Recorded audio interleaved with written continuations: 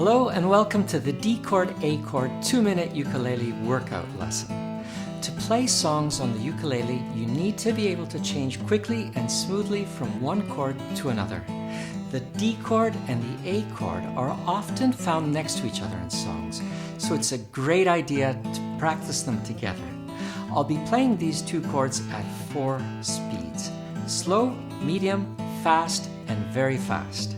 I want you to play along with me, keeping time. Please do this workout every day until you get better and better.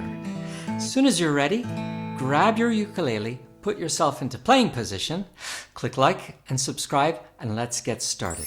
Begin with the D chord. 1, 2, 3, 4.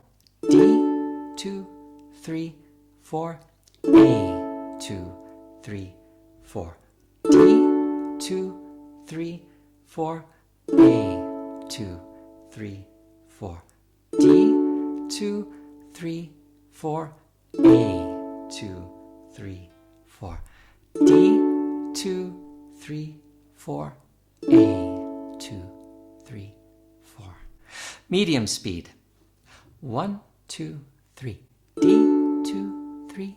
A, 2, 3. D, 2, 3. A, 2, 3.